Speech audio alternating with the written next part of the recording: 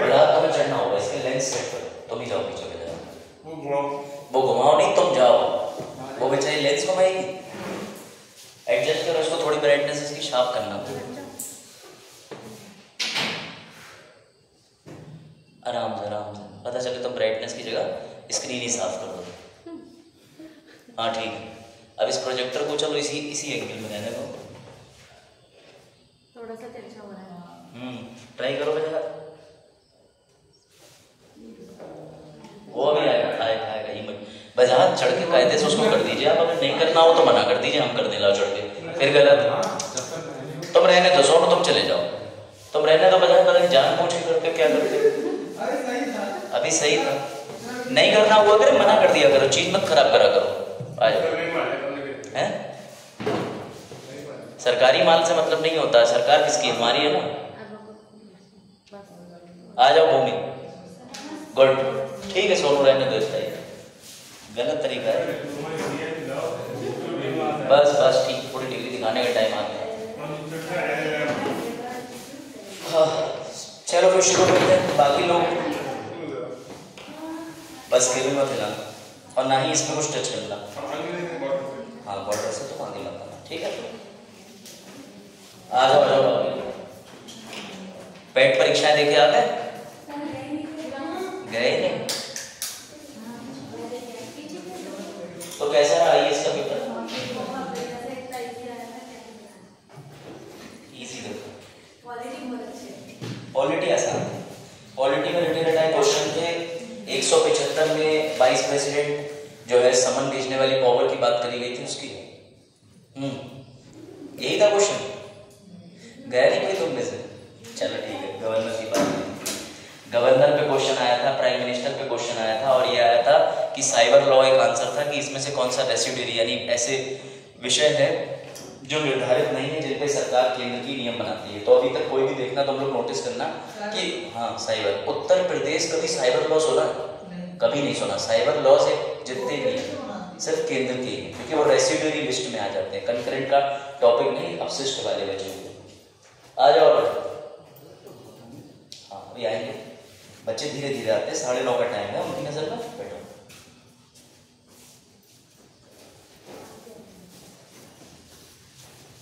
Camera इधर लगा था, चालू है? हाँ स्टार्ट, काट दियो आगे को। चलो शुरू करते हैं। अब देखो तुम्हारे लिए एक चीज और मैंने प्रयत्न किया है, ठीक है, तो मैं दिखाता हूँ, शायद मे भी तुम्हें पसंद आए।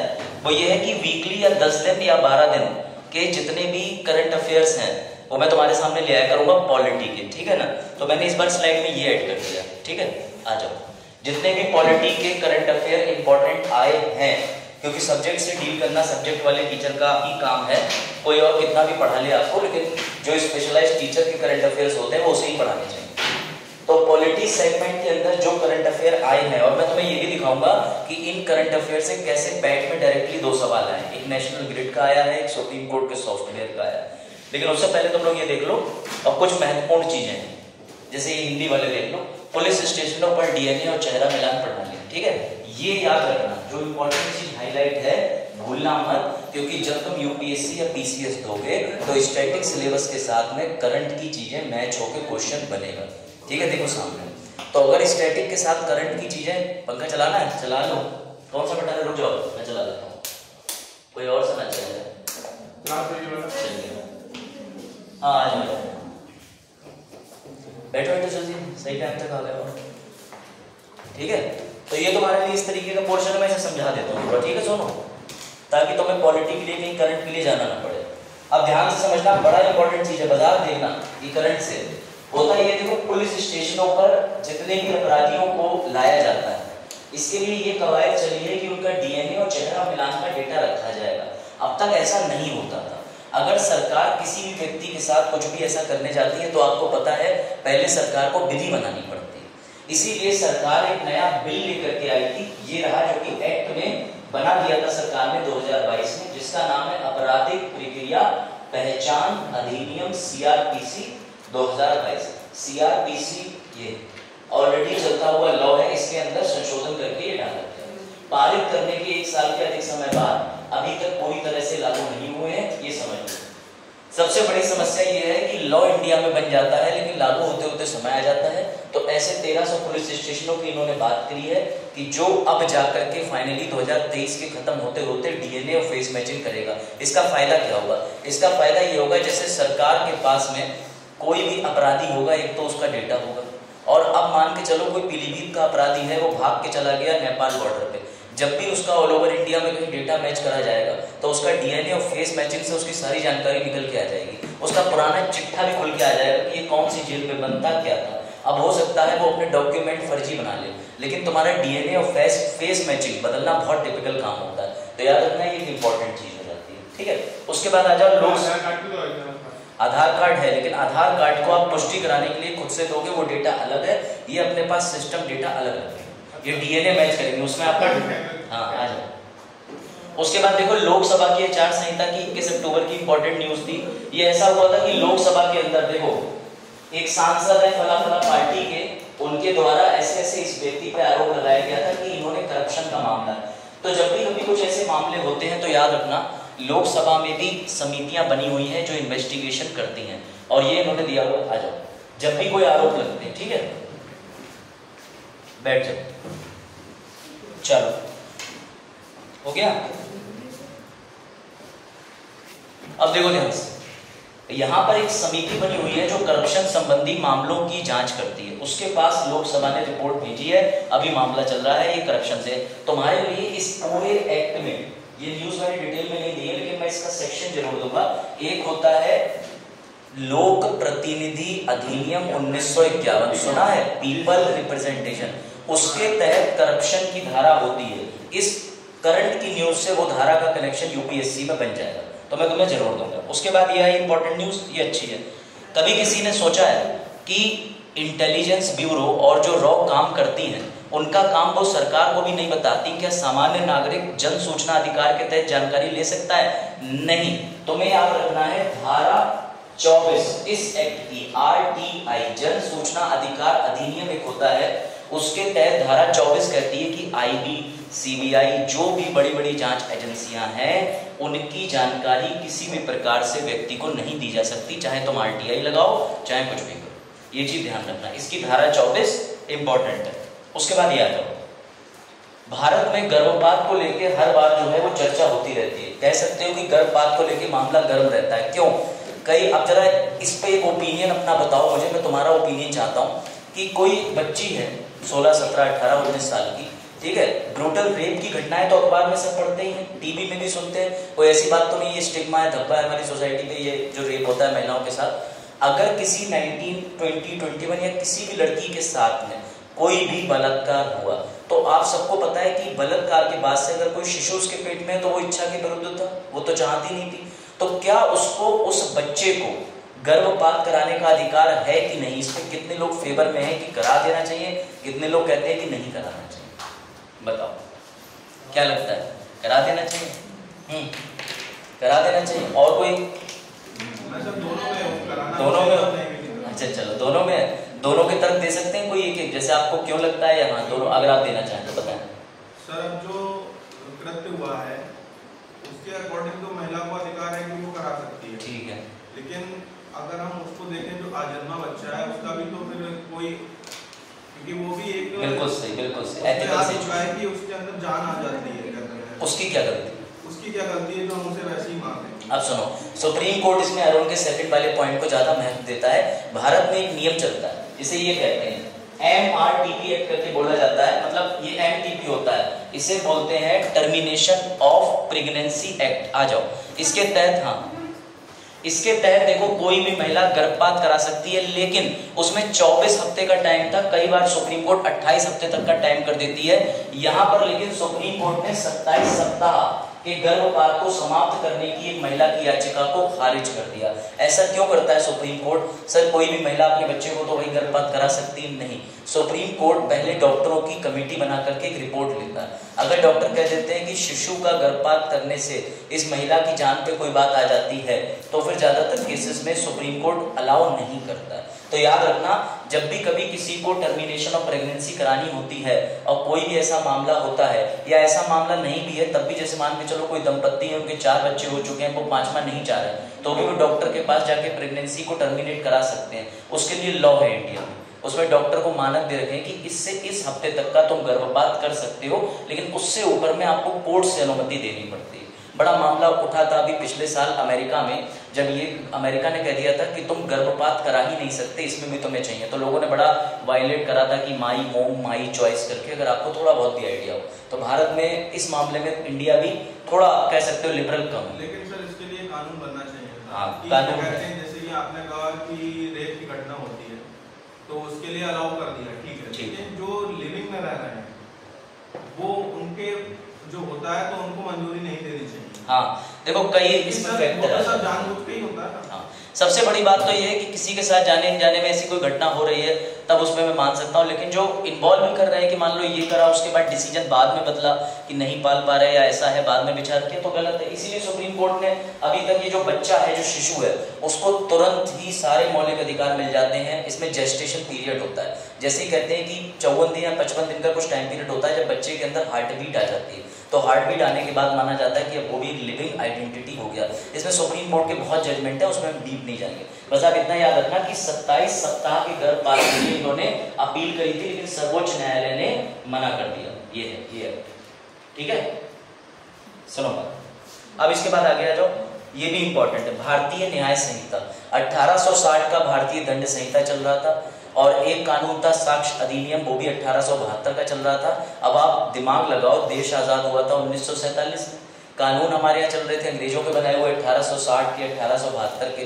तो अभी हाल ही में क्या हुआ कि हमारे जो गृह मंत्री जी हैं, उन्होंने 3 नए बिल पेश करे, भारतीय न्याय संहिता करके, और उसके बाद भारतीय साक्ष्य संहिता, भारतीय नागरिक न्याय संहिता। जब वो ये सारे बिल लेकर के आए हैं तो इस बिल की जांच हेतु समिति को भेज दिए। पहले आप लोगों ने सदन में भी चर्चा में 2-3 महीने सुना हो कि बड़ा चर्चा रही कि काला कानून बंद कर दिया, अंग्रेजों के लाए हुए कानून खत्म कर दिए। ये उसी बिल की मैं बात कर रहा हूँ।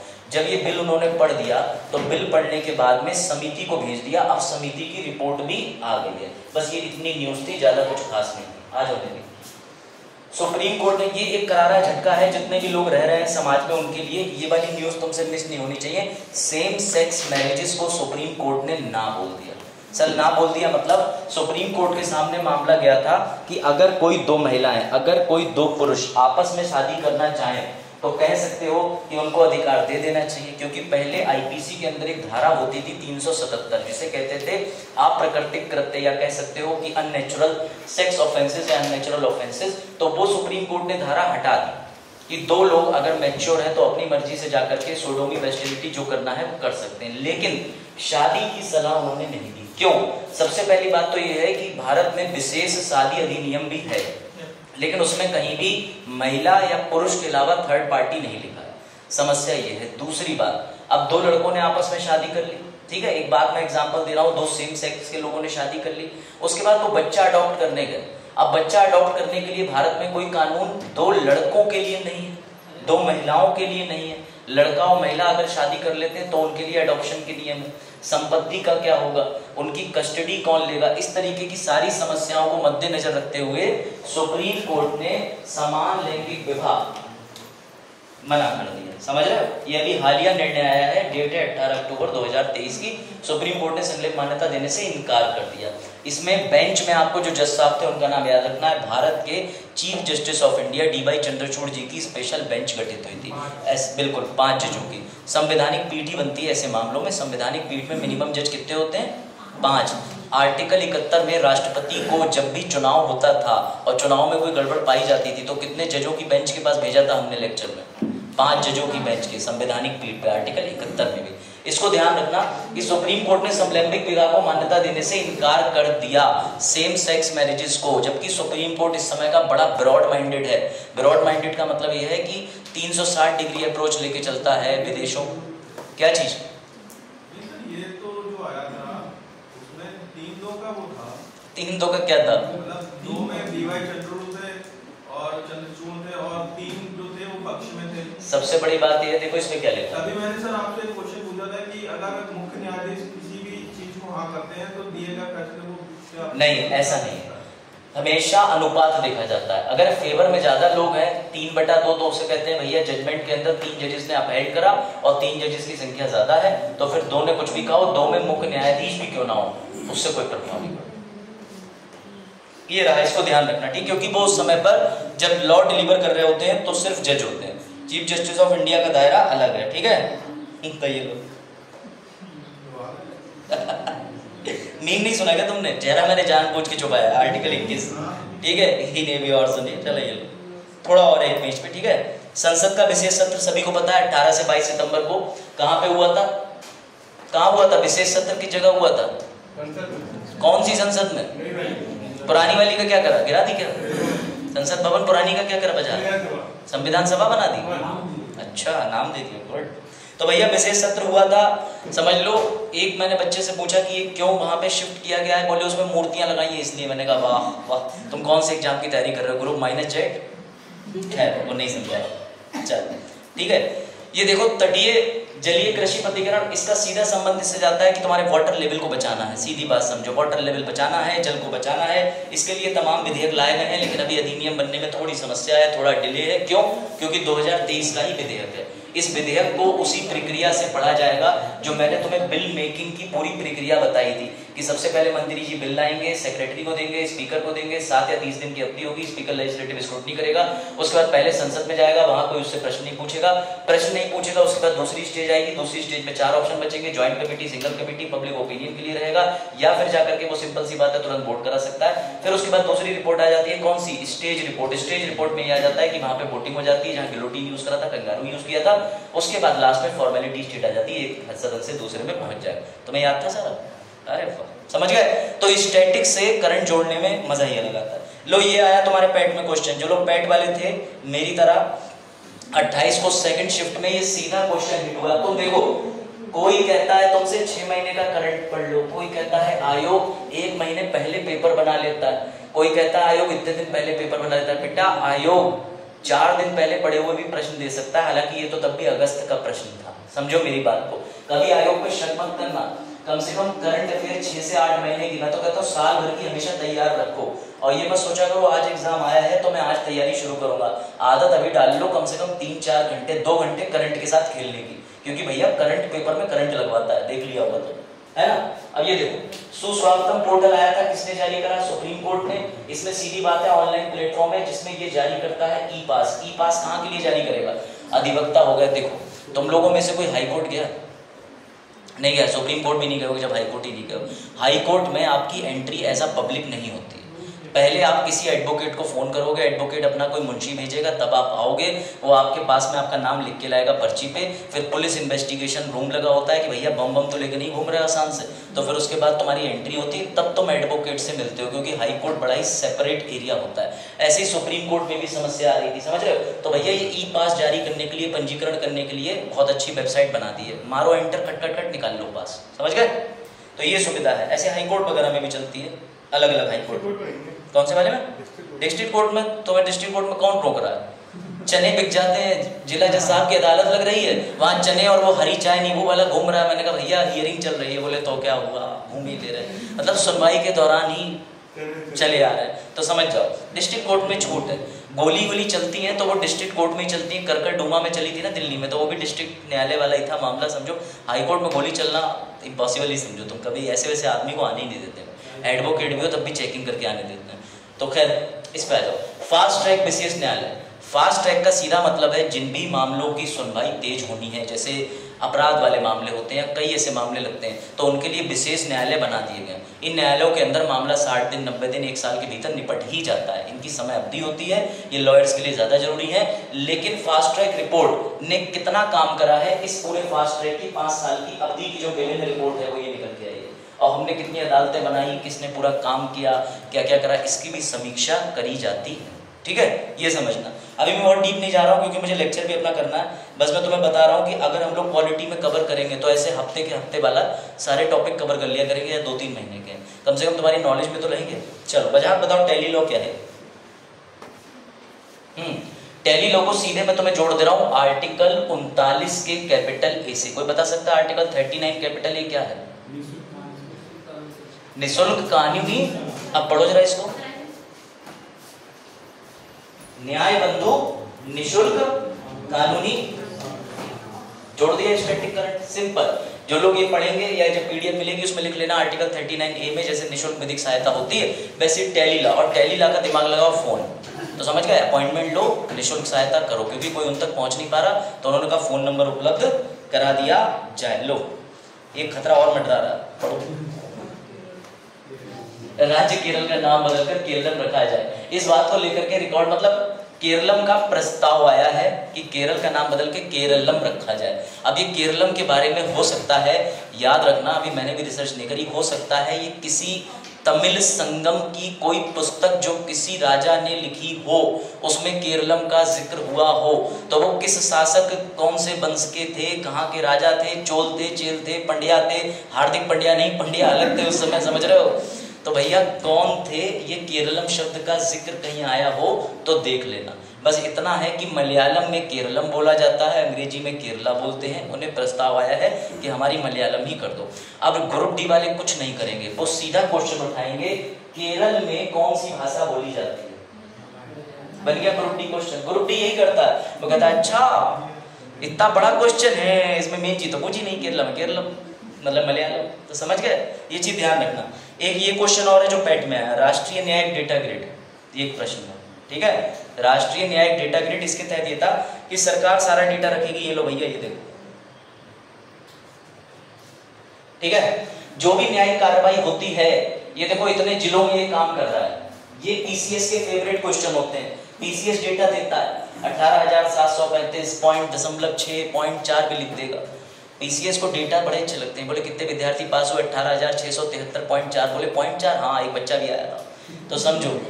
तो भैया जो ये डेटा वाले क्वेश्चन है ना, वो डेटा वाले क्वेश्चन तुम्हारे स्टेट पीसीएस के हिसाब से बहुत जरूरी है। और आज एक ऐसा क्वेश्चन भी मैं तुम्हें दिखाऊंगा जो 2024 के कई कोचिंगों के नोट्स में आ रहा है, और वो कहाँ से उत्पन्न हुआ है वो भी मैं तुम्हें दिखाऊंगा। तुमने शायद पढ़ा हो, एडमिनिस्ट्रेटिव रिपोर्ट होती है, खैर भी बताऊंगा आगे। देखो उसके बाद बजाय याद रखना, ये डेटा ग्रिड जो होता है ये सारा डेटा रखता है कि भैया कितने जिलों में कितने निर्णय आए, कितने आदेश आए, जज साहब ने कितनी चाय मंगाई, कितनी कॉफी मंगाई, सारा रिकॉर्ड रखेगा डेटा ग्रिड। बात आई समझ में, अदालतों के निर्णय का सारा डेटा रहेगा। ये देखो और मामलों की विवरण का डेटा, कुछ भी न्यायालय में कितनी फाइल आई नहीं आई, कौन सी हो गई, बताई का कोई लगाई है, हाँ आरटीआई, बिल्कुल आरटीआई तो आएगा ही आएगा, कोई समस्या।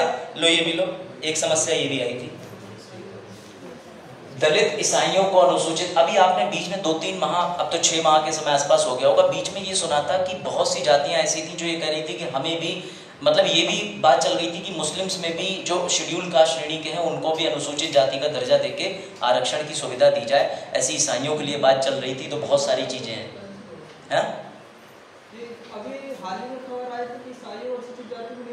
नहीं रखा जाएगा, इन्होंने बस यहाँ पर दर्जा देने का प्रस्ताव रखा है, जो कि अभी मान्यता नहीं मिली। अगर ये मान्यता मिली, मुबारक हो, तुम्हारे संविधान के आर्टिकल 366 में एक शब्द दिया गया है शेड्यूल कास्ट, शेड्यूल ट्राइब की परिभाषा, तो आर्टिकल 366 के अंदर बदलाव होगा, अनुसूचित जाति का जो आयोग है उसके आर्टिकल पे प्रभाव पड़ेगा, और इसके लिए गवर्नमेंट एकदम बड़ा सा सर्कुलर जारी करेगी। अगर किया तो हम जरूर पढ़ेंगे, ठीक है, कोई डाउट? ये भी देख लो, झारखंड प्रतियोगिता परीक्षा, ये आरक्षण का है, सीधे सीधे समझो, ये रहा। अभी झारखंड ने एक और स्टेटमेंट जारी करा है कल या परसों में, झारखंड कह रहा है कि मैं नहीं लेने दूंगा किसी राज्य को अपने यहाँ वैकेंसी, लेकिन जुडिशरी के मामले में वो ऐसा नहीं बोलता। खैर मुझे तो जाना ही जुडिशरी देने, देखो फिलहाल तो ये धोखाधड़ी वगैरह सब। इसमें आपको एक चीज याद रखनी है, अगर आप किसी राज्य का स्पेशल पेपर दे रहे होते तो आपके लिए प्रश्न इंपॉर्टेंट होता, आपके लिए स्टेट के लिहाज से इंपॉर्टेंट है, या इन्होंने केंद्र की कोई योजना को राज्य में हरी झंडी दिखाई है, तब आपके लिए वो इंपॉर्टेंट होता है, आपके राज्य में भी केंद्र में भी। लेकिन यहाँ झारखंड से कोई लेना देना नहीं है, लेकिन ये विधेयक की न खबरें हैं तो मुझे दिखाना जरूरी था, ठीक है। चलो ये भी है, ये भी देख सकते हो, संसदीय राजभाषा समिति की 38वीं बैठक, ठीक है। अब इसमें किसने अध्यक्षता करी, क्या करी, वो सब बात की बात। आपको एक बात याद रखना है, भारत में राजभाषा कौन सी है, बताओ जब रुक जाओ, भारत की नेशनल लैंग्वेज कौन सी? हिंदी। अच्छा, और बताओ भारत की राजभाषा कौन सी है?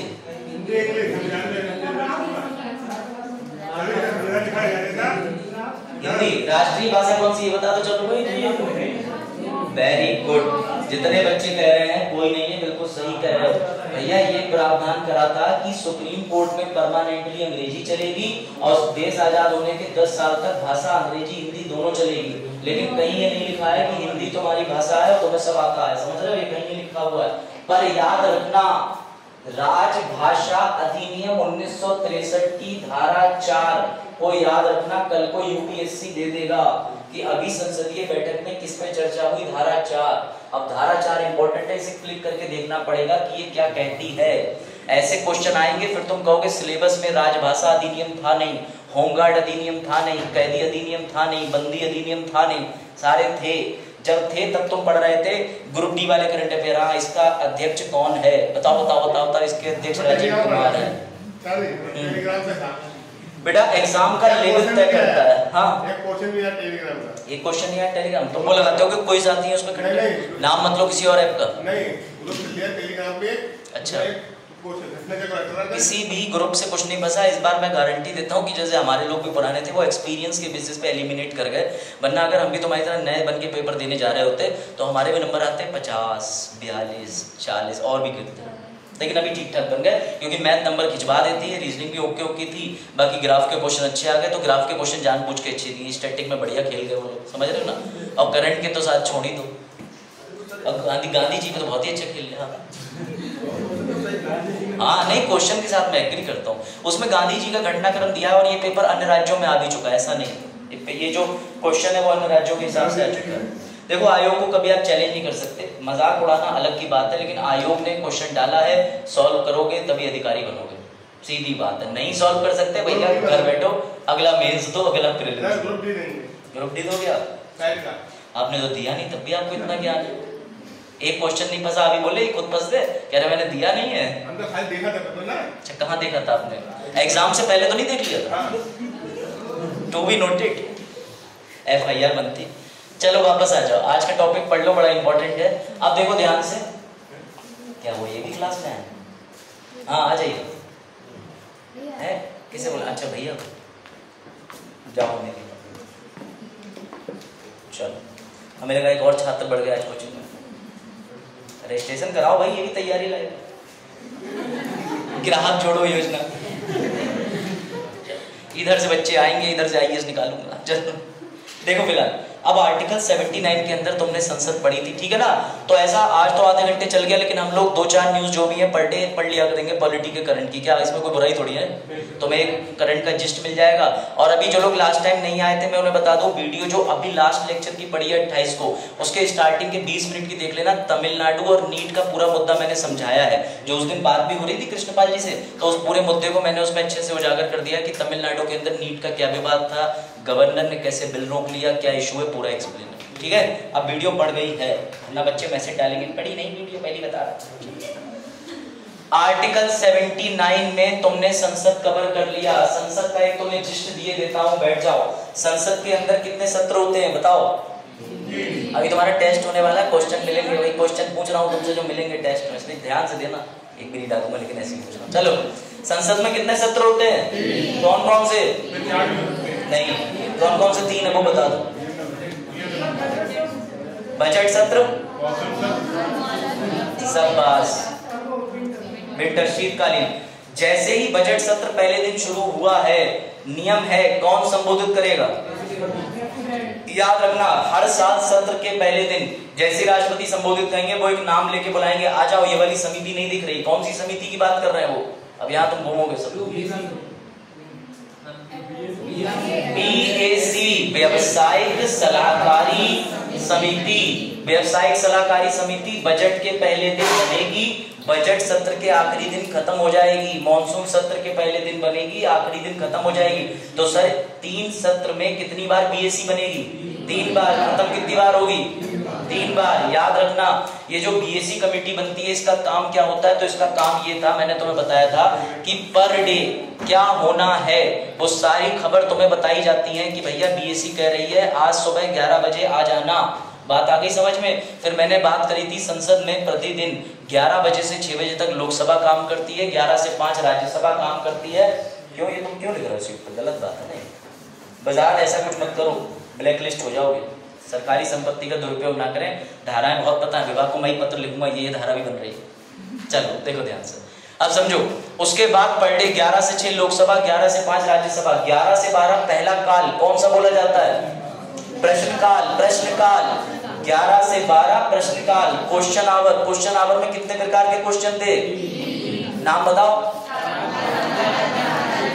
बस बस बस मैं दोबारा बोल रहा हूँ, जो बच्चों को कतई नहीं पता उन्हें सुनाई नहीं दिया। तारांकित स्टार्ड क्वेश्चन हरे रंग के पेपर थे, अतारांकित सफेद रंग के पेपर थे। अल्प सूचना शॉर्ट इंफॉर्मेशन या शॉर्ट नोटिस क्वेश्चन गुलाबी रंग के पन्ने पे। अब अगर परीक्षा में हल्का गुलाबी लिख के आ जाए तो भी टिक मार देना, वहां पे अपना दिमाग मत लगाना कि हल्का गुलाबी की बेबी पिंक की लोटस पिंक था, समझ रहे हो कि पिंक ही पिंक था, समझ गए? जैसे बन्ना वाला पर्पल और पिंक दोनों लग रहा है, पीछे प्रीति वाला भी पिंक और पर्पल वाला हल्का सा झलक दे रहा है। प्रीति नाम है ना? हाँ चलो समझ गए? हाँ बस ठीक। अरे सर को सब लोग पता है, तुम्हें नहीं पता, सर को क्या क्या पता। चलो देखो अब तो ध्यान से इधर। राष्ट्रपति हम लोगों ने कवर कर लिया, राज्यसभा लोकसभा भी मैंने तुम्हें पढ़ाया था, लेकिन आज मैं तुम्हें राज्यसभा लोकसभा के दोनों जो भैया एक सभापति और एक स्पीकर होते हैं उनका थोड़ा रिवीजन और मेंस के लिहाज से कुछ क्वेश्चन जो इंपॉर्टेंट लग रहे हैं वो डिस्कस करेंगे। तो तुम्हें याद है? कुछ नहीं याद है ये वाला? अब रिवीजन करा दिया तब भी भूल गए। चलो लो तुम्हारे लिए एक मीम।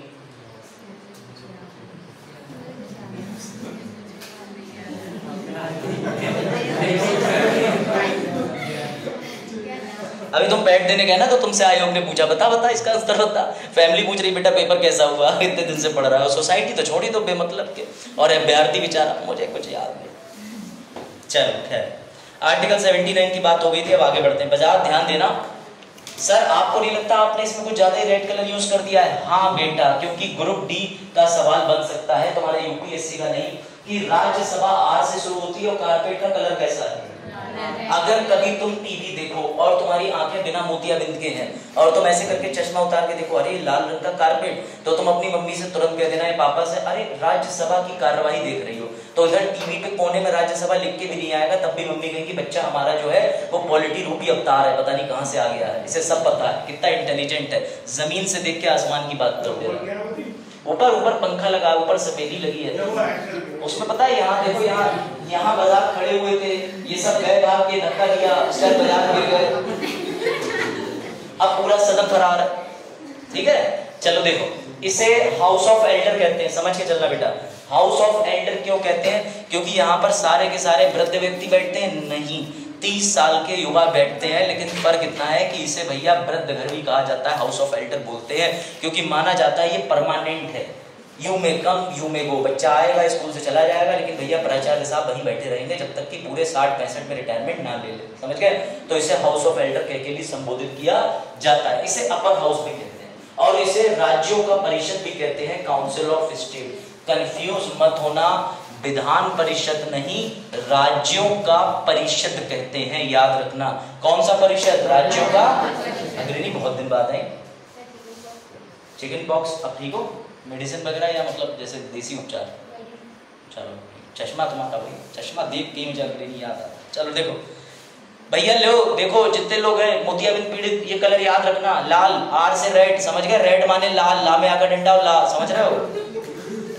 समझ गए? लाल रेड लिखा है कई जगह, चलो देख लो। हाँ, अब सबसे पहला, सबसे विचलित कर देने वाला सवाल, सोनू बताओ, राज्यसभा की आवश्यकता है ही? बताओ क्यों है राज्यसभा की आवश्यकता, क्यों है? 10 सेकंड का समय देता हूं, बताओ। राज्यसभा की आवश्यकता है क्यों? एक बिल्डिंग ही है, एक मकान है, एक कमरा है, कुछ लोग बैठते हैं, क्यों? हाँ, तुम लोग बहुत जल्दी भूल जाते हो। किस लिए? कानून बनाने के लिए। अच्छा, और राज्यों प्रतिनिधि के लिए, और थोड़ा सही गए, और बस मुझे ही तुम्हें दिखाना पड़ेगा, तुम हमेशा भूल। चलो ये आ जाओ, इधर देखो, बात हो जमाने की है। अब स्टोरी देख लो, जमाना उमाना मत दिखाओ।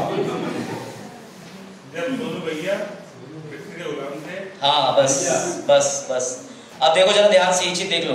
तुम्हें ये पता होना चाहिए कि संसद जो है पूरी इंडिया के लिए लॉ बनाती है, लोकसभा राज्यसभा, ध्यान से समझना, लेकिन पूरी इंडिया के लॉ बनाने के पीछे का लॉजिक समझना। जब केंद्र के पास शक्तियां अलग होती हैं, राज्य को अलग कहती हैं, इसे संघीय प्रणाली कहते हैं। फेडरलिज्म पे डायग्राम याद रखना। चलो ये भी हो गया। सर पर आपने राज्यसभा क्यों बताया, अब समझना। राज्यसभा का कारण बेटा ये था कि जब पूरे भारत के लिए कानून बनाया जा रहा था तब कोई भी राज्य का व्यक्ति वहां बैठा नहीं था। अब ऐसे में हम राज्य के लिए अच्छा नियम बना रहे हैं, गलत नियम बना रहे हैं, पर खड़े होकर कौन देख रहा? कोई देख रहा है क्या? नहीं देख रहा। ऊपर से ये लोग दिल्ली के अंदर बैठे थे, इन्हें दिल्ली में रह के वास्तविकता कैसे पता कि केरला में क्या हो रहा है, एमपी में क्या हो रहा है, गोवा का तो खैर सबको पता है, दिल्ली में क्या हो रहा है, यूपी में क्या हो रहा है, बिहार में क्या हो रहा है, ये कैसे पता? तो इन्होंने कहा कि चिंता मत करो, हम राज्यों के पास तो नहीं जा सकते लेकिन राज्य तो हमारे पास चल के आ सकते हैं। तो संसद में हमने एक परमानेंट सदन बता दिया, इसका नाम है राज्यसभा। और ऐसे ही जब लोग रोए तो लोगों ने कहा कि हमारी भी भागीदारी कर लो, तो लोकसभा बना दिया। ये मैं समझा चुका हूं, बस तुम्हें डायग्राम दिखाने का उद्देश्य था कि थोड़ा याद आ जाए। क्यों बस याद है? कुछ क्या याद है तुम्हें बताओ? बजात रोए क्लास लग गई। चलो देखो, हिस्टोरिकल फैक्ट याद रखना। अब जो बच्चे शुरू में बिना प्रोजेक्टर के मुझसे क्लासें लिए हैं, यहाँ से शुरू करा था हम लोगों ने, और इससे भी पहले 1739 नादिर शाह लूट सब शुरू किया था, तो वो जो लास्ट तक टिके हैं ना, उनको पता है कि हमने क्या क्या चीजें कवर करी। याद रखना, सबसे पहले मैंने आपको बताया था कि जब अंग्रेज भारत में आए थे, उन्होंने तुम्हारी प्रांतीय स्वतंत्रता छीन के कंट्रोल कर ली थी। कैसे? अगर वो उत्तर प्रदेश, जो कि उस समय नहीं था, मान लो किसी इलाके को उसका अपना राजा दे देते, उसका अपना गवर्नर दे देते, उसका मन चाह तरीके से रूल करने देते, तो वो कभी बात मानता अंग्रेजों की? नहीं। उन्होंने वहां पर एक व्यक्ति अपना बिठालने का प्रयास किया था, जिसे तुम प्यार से गवर्नर कहते थे, लेकिन इसके पीछे का विज्ञान समझो। वो तुम्हारी जगह की स्वतंत्रता छीन के केंद्रीकरण कर रहे थे ताकि उनका कंट्रोल हो जाए। ये बात आ रही है समझ में कि नहीं? अगर तुम्हें नहीं आ रही तो मैं आसान कर देता हूं। जब पूरा भारत बनके तैयार हुआ तो जितने भी राज्य थे वो रोने लगे। क्यों? क्योंकि राज्यों ने कहा पूरे भारत में सबसे मजबूत संसद है और संसद जो चाहे वो नियम पूरी भारत के लिए बनाएगी। ऐसे में हम पे तो कोई ध्यान ही नहीं देगा, हमारी आवाज तो कोई सुनेगा ही नहीं। तो जब ऐसी बात हुई तो बाबा साहब ने कहा चिंता मत करो, तुम्हारे राज्य के लिए निर्णय जब भी लिया जाएगा, बिल जब भी बनेगा, तुम वहां बैठ के उस बिल पे साइन करोगे। सर साइन करोगे मतलब यानी लोकसभा, राज्यसभा, फिर राष्ट्रपति। तो राज्यसभा दिया गया क्योंकि हमने प्रांतीय स्वशासन पाया था नेशनल स्ट्रगल से, राज्यों को उनके अपने अपने अधिकार देने के लिए। सबसे पहले अंग्रेजों ने तुम्हारे सभी राज्यों के अधिकार एक जगह इकट्ठे करे, तुम पे राज करा। जब देश आजाद हुआ तो संसद बनी तो वो फिर से घबराए, बोले अंग्रेजों ने भी सारे राज्यों से नियम लेके एक हाथ में कर लिए थे, अब संसद आ गई है तो कहीं ना कहीं ये फिर से वैसा ही काम तो नहीं कर रही जैसे इंग्लैंड ने करा था। तो बाबा साहब ने कहा घबराओ मत, ये जो हमने एक जगह ताकत इकट्ठी करी है ये पूरे भारत के विलय को लेके चलने के लिए करी है, लेकिन हम तुम्हें भी पूरी शक्ति का अधिकार देंगे। इस जो केंद्र में शक्ति इकट्ठी हुई है यहाँ पर तुम भी बैठोगे, विच इज कॉल्ड राज्यसभा। इतनी बात याद रखना। तो राज्यसभा को कई बार संबोधित किया जाता है कि राज्यसभा संघीय प्रणाली, संघात्मकता, द्वैशासन, इन सब चीजों को दर्शाती है। सवाल यह है क्या राज्यसभा समाप्त करी जा सकती है? खत्म वायलेट। राज्यसभा डिलीट कर सकते हैं? राज्यसभा डिलीट नहीं कर सकते क्योंकि केशव नंदा भारती जजमेंट में कहा गया संघीय प्रणाली मूल ढांचे का सिद्धांत है और राज्यसभा किसको दिखाती है? मूल ढांचे के सिद्धांत के आए हुए फेडरलिज्म को। ये फेडरलिज्म मूल ढांचे का सिद्धांत है, केशव नंदा भारती केस में ऐसा बोला गया था, बजात याद रखना, ठीक है। चलो ये बाबा साहेब वाली स्टोरी हो गई और ये भी तुम्हें आंसर दे दिया कि राज्यसभा भी एबॉलिश्ड। बताओ पीछे देखो भैया, ये लिखा है इसके आंसर नहीं, ठीक है ना। बजात याद रखना, तुम्हारे भांजे लग रहे हैं भैया, आपके दोस्त लग रहे हैं ये। चलो आ जाओ वापस। अब सवाल ये है कि राज्यसभा के अंदर, याद रखना मेरी बात, ये बड़ा इंपॉर्टेंट चीज है, राज्यसभा के अंदर कितने लोग होते हैं टोटल? बताओ। अब 238 मत बोलना। राज्यसभा के अंदर टोटल सीटें कितनी होती हैं? हाँ, राज्यसभा के अंदर कितने सदस्य होते हैं, लोग होते हैं? बताओ। अच्छा, चपरासी गिनोगी मत क्योंकि चपरासी तुम्हारे लॉ बनाने पे साइन करते होंगे। उत्तर प्रदेश पेंशन अधिनियम लाओ, चपरासी की तरह ही है। बजात फांसी अधिनियम, मतलब बजात को फांसी ना हो ऐसा। हाँ, राज्यसभा में मैक्सिमम सीटें, इतना आसान सवाल बताओ। 245 तो भरी हुई है टोटल सीटें। टोटल भैया 250 सीटें हैं, याद रखना। उसमें से 238 इलेक्शन से आती हैं, लेकिन डायरेक्ट नहीं, अप्रत्यक्ष चुनाव से आती हैं। ये अप्रत्यक्ष चुनाव वैसा ही है जैसा राष्ट्रपति का चुनाव होता था। यहाँ भी राष्ट्रपति जी के चुनाव की तरह प्रोपोर्शनल रिप्रेजेंटेशन चलता है, अनुपातिक प्रतिनिधित्व। पढ़ा चुका हूं लेकिन रिवीजन कराऊंगा। एकल संक्रमणीय मतदान चलता है, यानी यहाँ रैंकिंग मिलती है। मान लो राज्यसभा के 4 सदस्यों की सीट खाली हो गई, तो 4 के लिए अब जो नए नाम आए हैं उन नामों की सूची पहुंचेगी राज्यसभा के सदस्यों के पास। वो वोट देंगे। कैसे वोट देंगे? वो उसमें रैंकिंग देंगे कि ये व्यक्ति नंबर 1 पे, ये वाला नंबर 2 पे। याद आ रहा है राष्ट्रपति में? तो जिसके पास सबसे ज्यादा 1 बचेंगे, 2 बचेंगे, 3 बचेंगे, वो आगे आगे आगे जाएगा। जो लास्ट होता चला जाएगा वो एलिमिनेट होता चला जाएगा। अब देखो ध्यान से सुनना, ये जो 238 सीटें हैं जो निर्वाचित आती हैं, ये डिपेंड करती हैं उस राज्य की जनसंख्या पे। और जब कोई भी सीट किसी जनसंख्या पे डिपेंड करती है तो जनसंख्या का अनुपात होता है, इतने लोगों पे इतने प्रतिनिधि। एग्जाम्पल बात कर रहा हूं कि 1 मिलियन पर 1 नेता, ठीक है। जैसे आप अगर कभी भी ग्राम पंचायत के सदस्यों की जानते हो संख्या, तो प्रति 50,000 पे भी 1 होता है। इस तरीके से अगर किसी को पता हो तो अभी मैं नीचे नहीं जाऊंगा, इस वाली चीज पे बात करूंगा। अनुपातिक प्रतिनिधित्व में आपको बहुत डीप नहीं जाना, जितनी जनसंख्या उतनी सीट। तो याद रखना, जिस राज्य के पास ज्यादा जनसंख्या होगी राज्यसभा में उसके सदस्य की गिनती भी ज्यादा होगी। अब समझो यहाँ पर एक बड़ा इंटरेस्टिंग चीज आती है। राज्यसभा के अंदर कौन कौन वोट करता है? बजाज, तुम वोट करते हो? हाँ, राज्यसभा में आप और हम वोट कर सकते हैं? नहीं। राज्यसभा के लिए वोट कौन करते हैं? याद रखना, हम एमएलए को वोट करते हैं, एमएलए उन्हें वोट करते हैं। हम एमएलए को वोट करते थे, एमएलए राष्ट्रपति को भी वोट करते थे। कुछ याद आ रहा है? तो ये वैसा ही है। अब इसमें एक चीज तुम्हें और याद रखनी है कि अमेरिका के और भारत के अगर हम बात करें राज्यसभा, वहां पे सीनेट होता है। सीनेट मतलब उनका अपर हाउस, इंडिया में राज्यसभा होती है। दोनों में एक बड़ा अंतर है। बजाज, अंतर बताओगे? स्लाइड चली कहाँ? हाँ बताओ बजाज। नहीं, एक स्लाइड और थी, चलो मैं ऐसी बता दे रहा हूँ, मैंने बनाई थी, आगे पीछे चली गई होगी। खैर, याद रखना, अमेरिका में कितने राज्य हैं? पूरा अमेरिका कितने स्टेट से मिलकर बना है? यूनाइटेड स्टेट ऑफ अमेरिका में कितने राज्य हैं?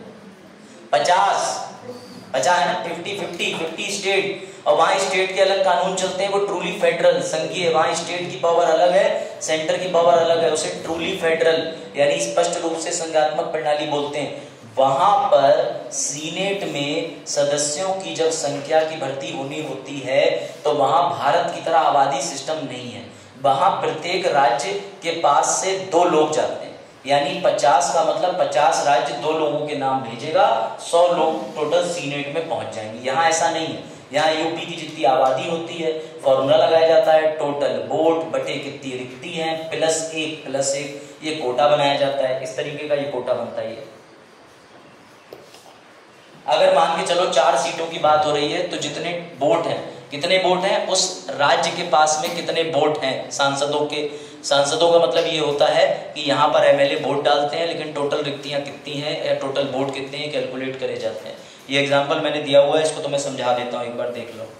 ये जरूर याद रखना कि राज्यसभा में किस राज्य की कितनी सीट है, इसकी गिनती शेड्यूल 4 में लिखी हुई है, अनुसूची 4 में। अब मान के चलो ये नियम है, राज्यसभा के वजाहत कितने लोग कितने वर्ष में रिटायर होते हैं? हाँ, हर 2 वर्ष में रिटायर होते हैं। कैसे? 6 साल तो आपने उस दिन बताया कि उनकी लाइफ है, तो फिर 2 साल में कैसे रिटायर हो जाते हैं?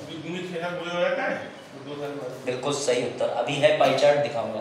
याद रखना कि हर 2 साल में जिसका 6 साल पूरा होने वाला होता है सदस्य का, वो रिटायरमेंट के लिए आगे आ जाता है। तो जब उसको निकाला जाता है तो सीटें खाली हो जाती हैं। राज्यसभा के चुनाव जो होते हैं वो आपको देखने को मिलते रहेंगे, इस तरीके से नहीं कि राज्यसभा के अंदर ये पार्टी पद के उम्मीदवार नहीं। राज्यसभा का निकलेगा 4 सीटें खाली, 47 सीटें खाली, 45 सीटें खाली। इन सीटों पर लिस्ट बना करके राज्यों को भेज दी जाती है। क्योंकि गुजरात के 4 लोग रिटायर हो गए तो गुजरात से कहेंगे भैया चयनित करके भेजो। अब जिनको गुजरात भेजेगा एमएलए वहां वोट करेंगे, वोट करके उनका वोट पड़ेगा, वोट पड़ने के बाद तो राज्यसभा में आके बैठ जाएंगे। प्रक्रिया समझोगे? थोड़ा आगे बढ़ते हैं। बजाओ लो भाई राज्यसभा बनने के लिए बताओ, मेरा ही फोटो। ये मैं समझा चुका हूँ, एक बार स्लाइड लगा चुका हूँ, मैं सोचा खुद का ही मीम बना लो। तो बाजार तुम्हारे लिए क्यों बाजार, तुम्हें तकलीफ तो होती होगी ना, योग्य आदमी हो, लोग अयोग्य समझते हैं, ठीक है ना। तुम ऐसे हो कि तुम जिस दिन केबल लगाओ प्रोजेक्टर ना चले, जिस दिन तुम दरवाजा खोल दो क्लास ना लगे, योग्य तो हो। जिस दिन बोर्ड साफ कर दो उस दिन बोर्ड ही ना साफ। चलो भाई, एलिजिबिलिटी याद रखना 84/102 ये फॉर्मूला है। कौन सा फॉर्मूला है? आर्टिकल 84/102। 84 योग्यताओं की बात करता है, 102 तुम्हें अयोग्य बनाता है।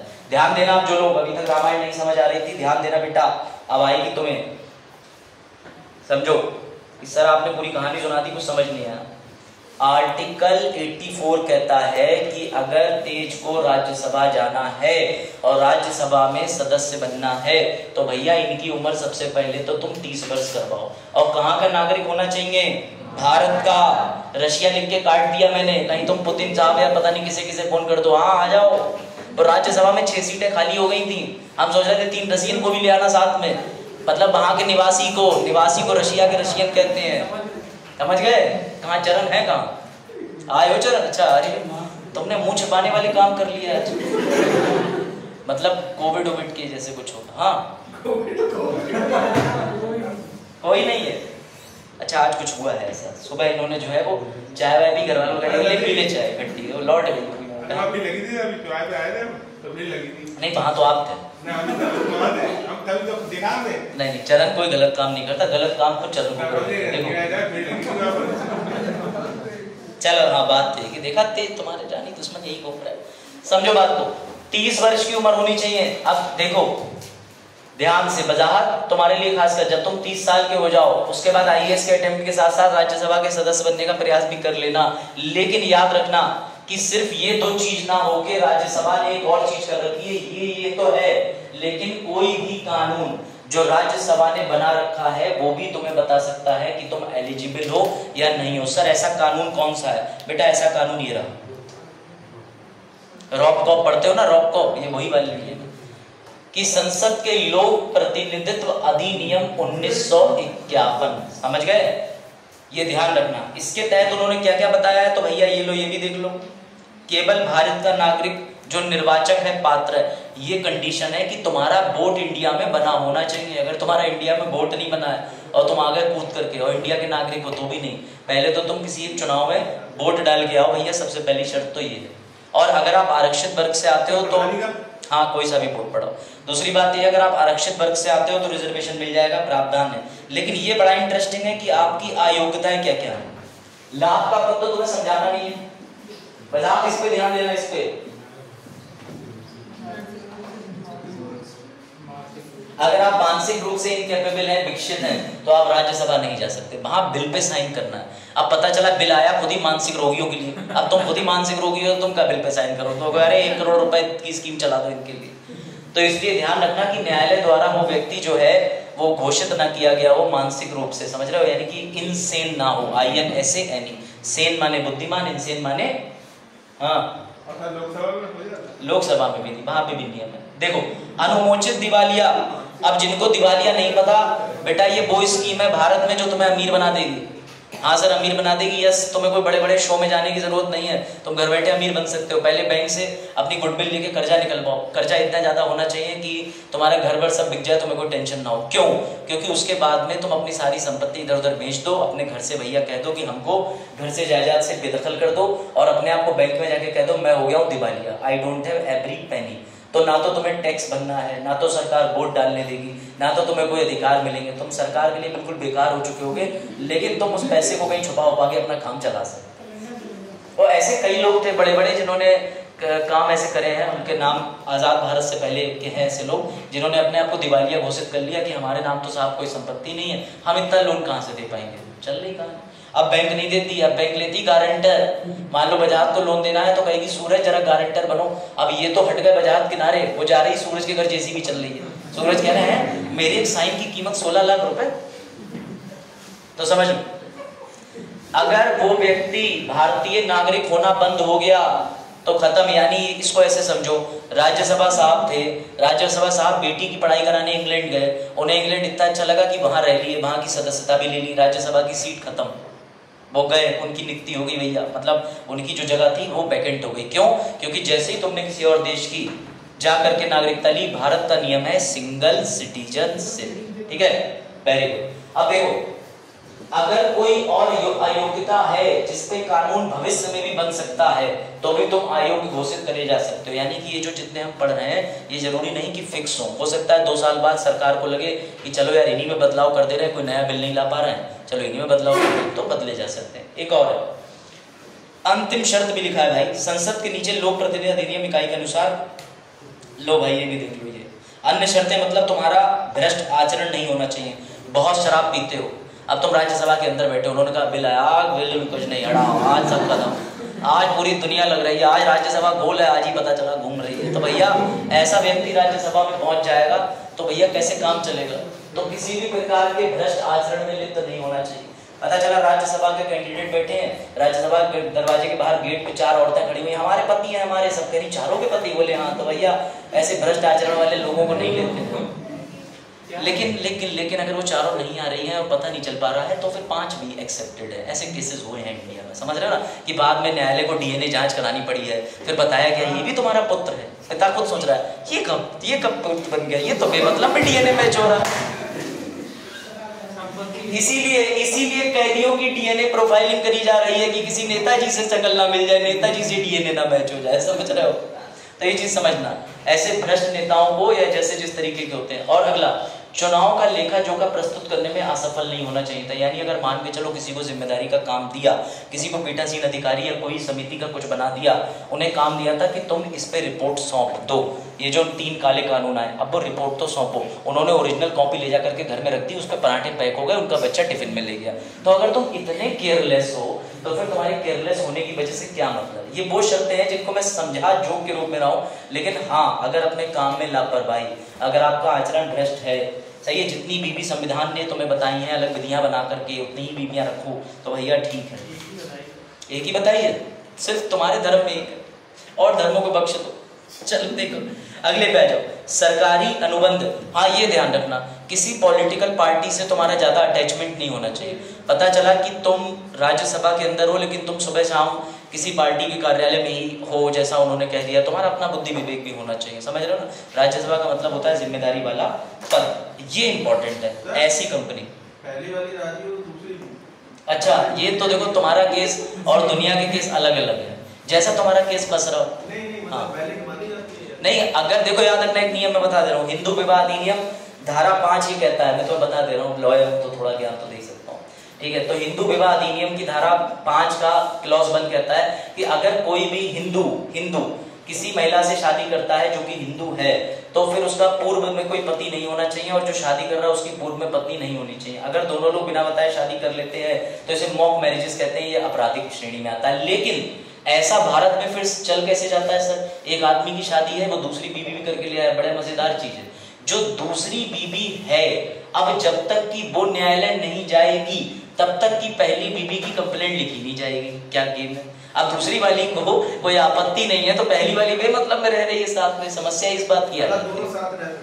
हाँ दोनों, अरे दोनों क्या तीनों रह रही साथ। चलो देखो इधर, ठीक है, अब देखो इधर साथ में। ऐसी कंपनी के निदेशक, देखो बेटा ध्यान से, ऐसी कंपनी में निदेशक मतलब डायरेक्टर या प्रमुख व्यक्ति नहीं होना चाहिए, ये इंपॉर्टेंट है। अगर तुम ऐसी किसी कंपनी में डायरेक्टर हो जिसका 25% सरकार की हिस्सेदारी है तो भी तुम राज्यसभा सदस्य के लिए योग्य नहीं हो। ये सब शर्तें पता नहीं भैया कब यूपीएससी कहीं से उठा के डाल दे, तुमको संविधान में नहीं लिखी, इसलिए इन शर्तों को डिटेल में पढ़ लेना। ज्यादा जो इंपॉर्टेंट थी वो पढ़ा दी, अब आगे बढ़ते हैं। चले, बजात अयोग्यता समझ गए कौन से आर्टिकल में है? 102, ये इंग्लिश वालों के लिए था। चलो सवाल का जवाब दो। क्या राज्यसभा स्थायी है, परमानेंट है? क्या इसके सदस्य नहीं है? इसके 1/3 सदस्य प्रति 2 वर्ष में हो जाते हैं रिटायर। कैसे करके? लो पहले इसका उत्तर दो।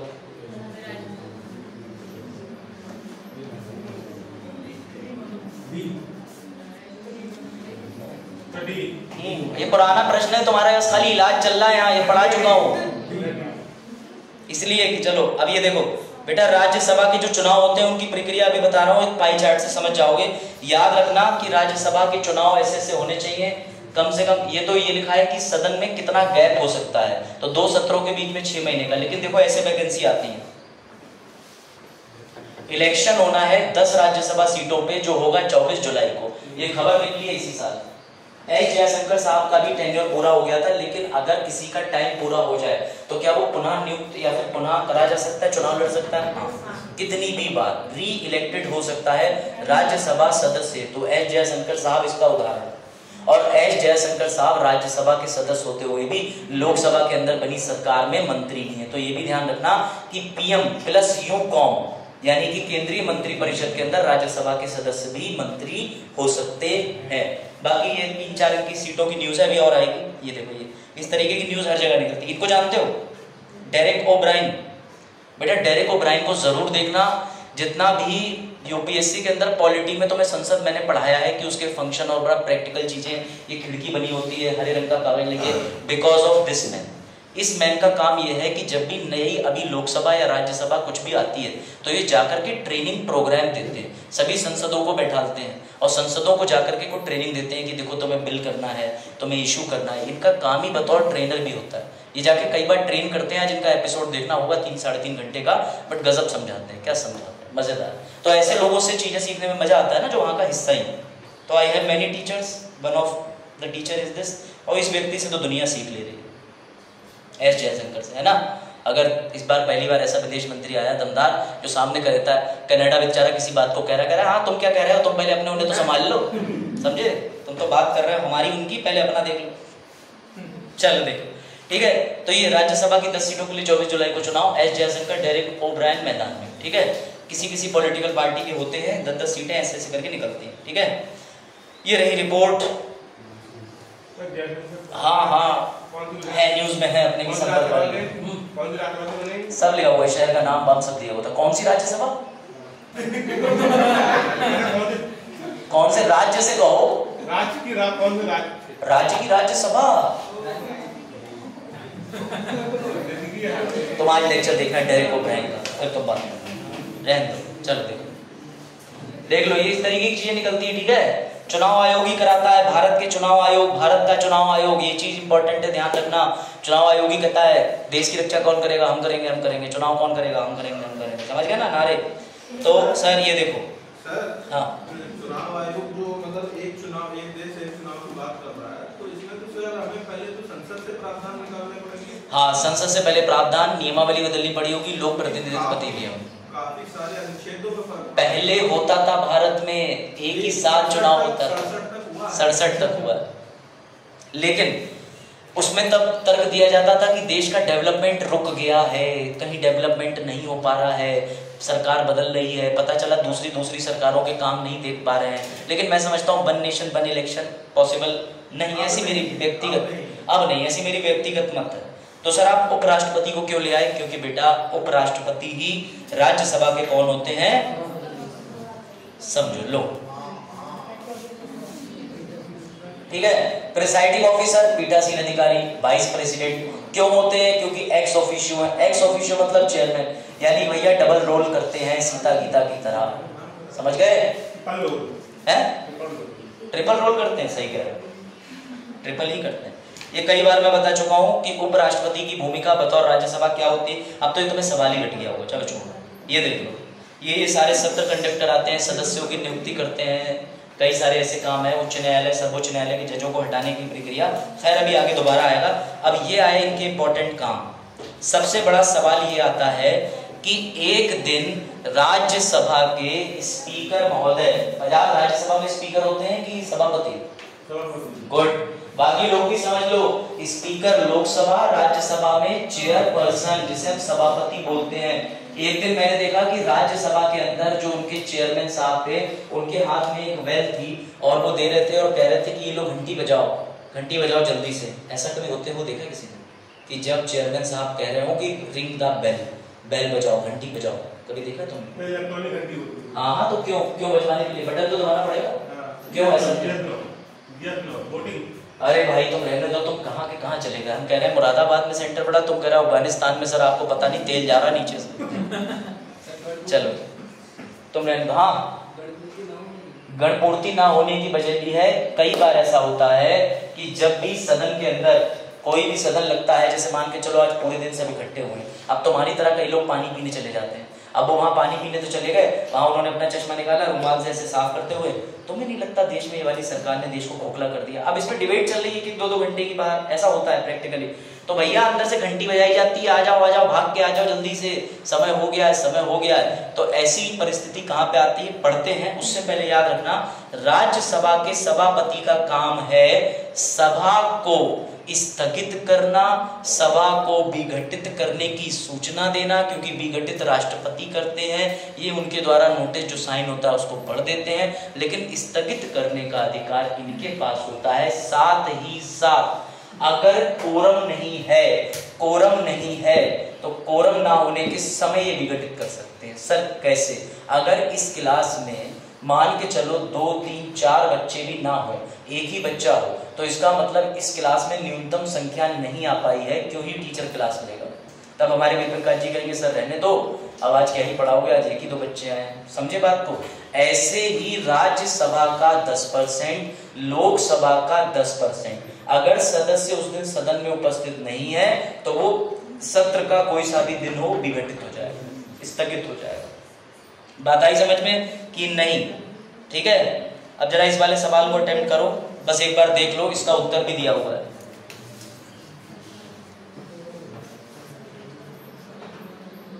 क्योंकि ये वाला जो सवाल है इसके बाद कंसेप्ट बताऊंगा, सवाल पहले दिया ताकि तुम्हारे दिमाग में क्वेश्चन फ्रेम हो जाना चाहिए कि सर कहना क्या चाह रहे हैं।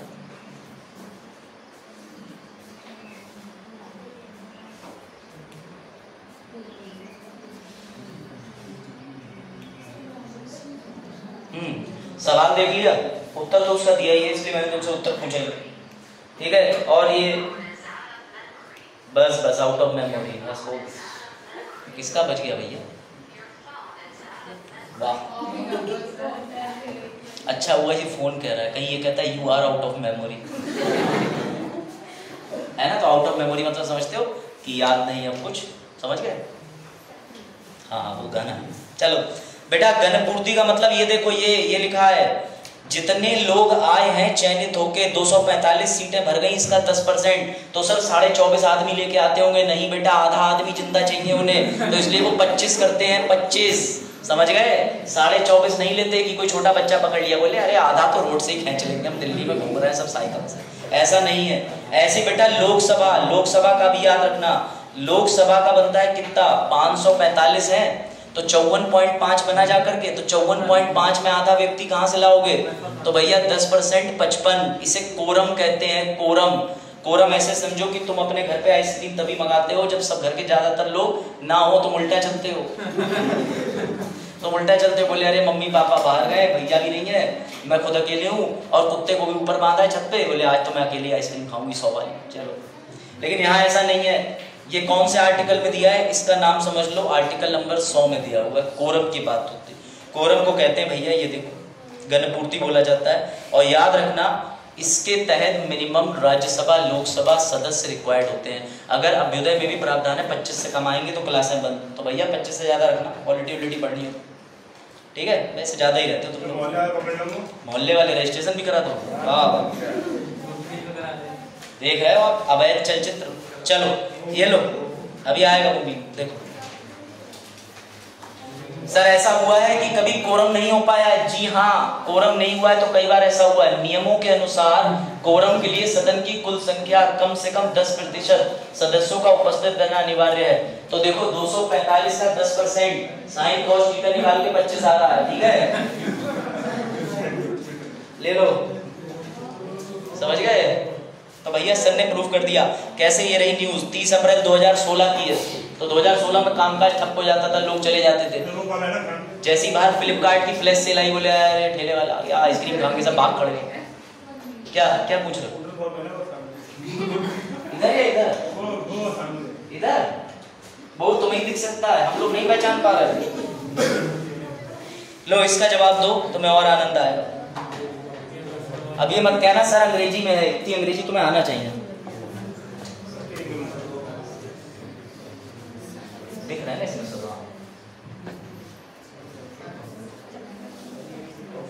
ये कौन सी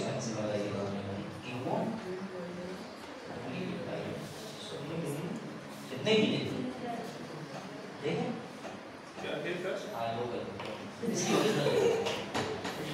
हाँ लो बताओ बजाज, इसका उत्तर दो, इसका उत्तर दें और पाए मर्सिडीज गाड़ी अपने पैसों की। हम दे रहे तो मर्सिडीज, हमको चल रहा है आजकल स्विफ्ट डिजायर से सीएनजी। हाँ भाई बताओ। एक्टिवा सिविक नहीं, बाइकें तो हैं कई।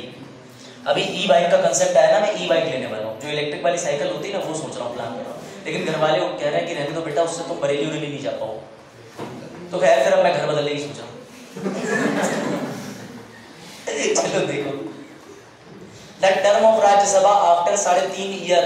समझो हिंदी अनुवाद, राज्यसभा के सदस्य महोदय की टोटल सदस्यता 6 साल की होती है। उसमें से सदस्य साहब 3.5 साल का कार्यकाल पूरा कर गए और किसी भी अकस्मात कारण से उनकी मृत्यु हो गई। अब जो नए वाले थे वो हमने तुरंत ही चयनित करवा दिए, उनके लिए चुनाव हो गया, हमने भेज दिया बिहार को, बिहार तुम्हारे यहाँ से एक सदस्य कम हो गया है, जल्दी से बाबू भेजो। तो भैया बाबू भैया ने तुरंत भेज दिया। सवाल ये है कि जो नए वाले सदस्य आए हैं वो कितने साल रहेंगे राज्यसभा के सदस्य? बिल्कुल ही गलत जवाब दे रहे हो तुम लोग। यहाँ अनुपातिक प्रतिनिधित्व मैनेज करना है। अगर उनको 6 साल के लिए बिठाओगे, जो 2-2 साल की स्टेप चल रही है वो सब गड़बड़ हो जाएगी। यहाँ वो रहेंगे सिर्फ 2.5 साल। ये देखो, समझ गए? यहाँ वो सिस्टम नहीं है राष्ट्रपति वाला फिट कर रहा है हर जगह। बोले जब राष्ट्रपति 6 साल रह रहे, 5 साल रह रहे थे तो वो भी रहेंगे 5 साल। नहीं, यही गेम कर देता हूँ। यूपीएससी का आया हुआ क्वेश्चन है, वर्ष मैंने नहीं लिखा, मुझे खुद नहीं पता था, लेकिन आया है जब पढ़ा था। समझे? इसे कैजुअल वैकेंसी कहते हैं, आकस्मिक रिक्ति।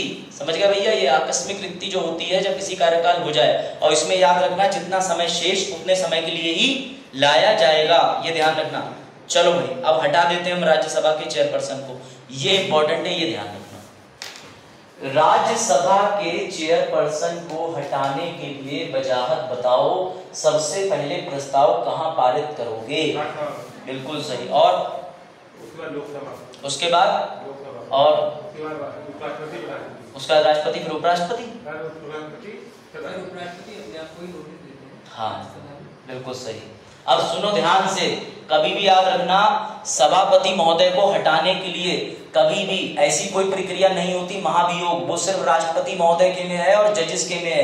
जजेस को भी महाभियोग नहीं बोला जाता, कई जगह लिखा मिल जाता है, प्रक्रिया वही। एग्जैक्टली। यहाँ पर हटाने का सिस्टम ये है, याद रखना, एक तो राज्यसभा, ऊपर से वो राज्यसभा के सभापति हैं, तो सबसे पहले प्रस्ताव कहाँ मूव होगा? राज्यसभा में प्रभावी बहुमत से।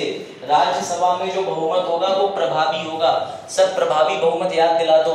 1000 सीटें थी बारात घर में, एडमिशन 900 नहीं लिए, तो यानी कि यहाँ पर जो 245 की स्ट्रेंथ है राज्यसभा की, वो 245 लोग वोट देंगे, 50% वोट पड़ गए, काम हो गया। उसके बाद ये बिल जाएगा लोकसभा में। लोकसभा में ये प्रस्ताव जाने के बाद लोकसभा सिर्फ साधारण बहुमत से करेगी, ये ध्यान रखना। यही क्वेश्चन बनेगा। यहाँ प्रभावी, यहाँ साधारण। साधारण मतलब उस दिन अगर 100 लोग आए होंगे तो 50 के वोट पॉजिटिव पड़ गए। सिंपल का मतलब था जिस दिन जितने लोग आए होंगे, उपस्थिति एवं मतदान। कोई डाउट? Present and voting. इसके बाद समझो, सभापति के साथ बेटा एक उप सभापति होता है। ये तुम्हें प्रोसेस हटाने की पहले बताई इसीलिए क्योंकि अभी जब इनके बारे में बताऊंगा तो ये प्रोसेस का जिक्र होगा। उप सभापति को हटाने के लिए याद रखना, सिर्फ राज्यसभा के अंदर ही एक रेजोल्यूशन मूव होता है, और जैसे ही राज्यसभा के अंदर रेजोल्यूशन मूव हुआ, हट गए। लोकसभा वगैरह भेजने की जरूरत ही नहीं पड़ती। क्यों? क्योंकि उप जो है, क्या कहते हैं, सभापति कहाँ का सदस्य है? राज्यसभा का। लेकिन याद रखना कि तुम्हारा जो राज्यसभा का सभापति है, ना तो ये लोकसभा का सदस्य है, ना तो राज्यसभा का। चलो अब सो मत तुम। हाँ मुझे लग रहा है मैंने एक जो पेज खोला ना वो दूसरा वाला पेज खुल गया। अब आइए मेरे हिसाब से स्लाइड। चलो ठीक है, ओके। तो हम लोग अभी जो स्लाइड देख रहे थे वो ये थी। बस बस तुम लोग सो मत, ये आ जाओ। चलो, राज्यसभा के अंदर 3 पद होते हैं। इंपॉर्टेंट सर, 3 पद होते हैं मतलब एक सभापति, तुम्हें पता है। कितने लोगों को पता है कि उप सभापति भी होता है? और जब उप सभापति भी अपना काम नहीं करते तो हमने तीसरी व्यवस्था और कर रखी है, अध्यक्षों का पैनल। ठीक चला है ना? अब सब लोग ध्यान देना इधर, सीधी पता नहीं। अरे मतलब यही। चलो देखो ध्यान से, अब समझो सब लोग, बेटा राज्यसभा के अंदर ऊंची कुर्सी पे जो मेन व्यक्ति बैठे होते हैं, जो पेशे से उपराष्ट्रपति भी होते हैं, उन्हें कहते हैं चेयरमैन महोदय, सभापति महोदय। बेटा याद रखना, ये सभापति महोदय कभी भी राज्यसभा लोकसभा के सदस्य नहीं होते। तो फिर सर राज्यसभा में कर क्या रहे हैं? ये इसीलिए बैठाए जाते हैं क्योंकि ये संघीय प्रणाली को दर्शाते हैं, केंद्र को राज्यों से जोड़ते हैं। दूसरा काम ये है, अगर इनको तुम किसी एक सदन का सदस्य बना दोगे तो जिस राज्य से ये आए हैं उसी का फेवर करते रहेंगे। इनकी पोजीशन को अनवाइज्ड रखने के लिए, निष्पक्ष रखने के लिए ये राज्यसभा के अंदर सभापति जरूर होते हैं, लेकिन ना तो ये लोकसभा के सदस्य होते हैं, ना ही राज्यसभा के। घबराओ मत, अभी आसान आ रहा है। इसके बाद आता है डिप्टी चेयरमैन का पद। अब हुआ ये कि मुस्कान सभापति बन गई। मुस्कान बहुत छुट्टी मारती है। मुस्कान ने कहा कोई ऐसी होनी चाहिए छोटी मुस्कान जो मेरा काम देख ले, मैं तो जा रही हूँ लेकिन नोट्स बना ले। तो भैया जो छोटी मुस्कान है वो डिप्टी चेयरमैन है। तो फिर सर डिप्टी चेयरमैन का क्या होता है? बेटा याद रखना, चेयरमैन का भी इलेक्शन होता है। सर कौन सा इलेक्शन होता है? वहां जितने सदस्य होते हैं वो वोट डालते हैं बैठे हुए राज्यसभा के। ऐसे ही डिप्टी चेयरमैन साहब का भी वोट पड़ता है।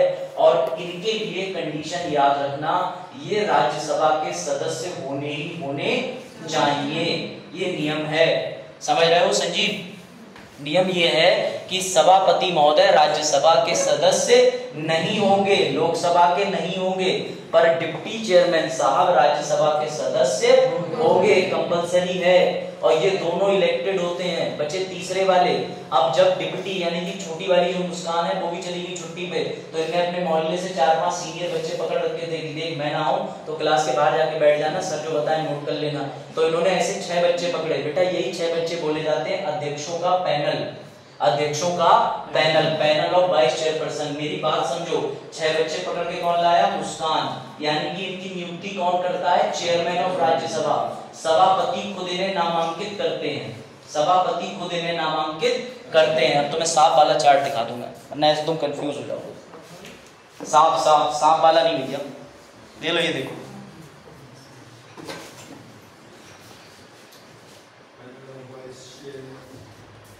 ये चार्ट तुम्हें याद होना चाहिए। एक पद होता है राज्यसभा के अंदर जो ऊंची कुर्सी पर बैठ के कहते हैं सिट सिट सिट, ये किसकी चप्पल है, किसका जूता है, ऐसे करके सब चीजें बताते हैं, संपत्ति बांटते हैं। समझो बेटा, उन्हें कहते हैं सभापति चेयरमैन। ये कैसे आते हैं? निर्वाचित होके। क्या ये लोकसभा राज्यसभा सदस्य होते हैं? बगल में लिखा है नोटा मेंबर। इन्हीं को प्यार से उपराष्ट्रपति कहते हैं क्योंकि ये डबल रोल प्ले करते हैं। दूसरे, इनके छुट्टी पे जाने के लिए एक स्थायी पद और रखा है जिसका नाम है डिप्टी चेयरमैन। मैंने फोटो उन्हीं की लगाई है जो अभी वर्तमान में है, ऑनरेबल हरिवंश नारायण सिंह जी। इस समय ये डिप्टी चेयरमैन है। और बेटा डिप्टी चेयरमैन का काम होता है कि जिस दिन चेयरमैन साहब छुट्टी पे हैं मैं ये काम देख लूंगा। इनके लिए भी इलेक्शन होता है।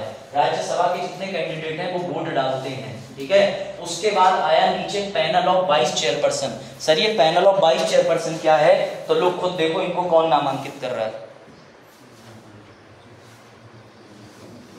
समझ गए? और चेयरमैन कौन है राज्यसभा के? यही लिखा है भैया, इसमें भी लिखा है।